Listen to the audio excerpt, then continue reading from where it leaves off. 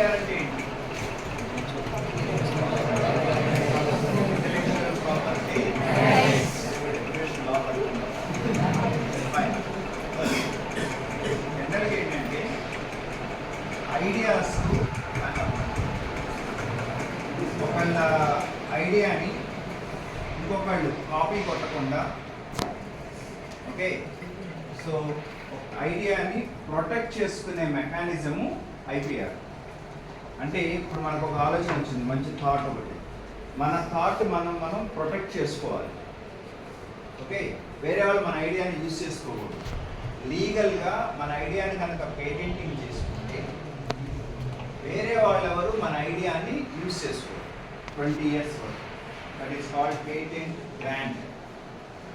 okay, so ఈ IPR అనేది ఏంటంటే ఇండియన్ గవర్నమెంట్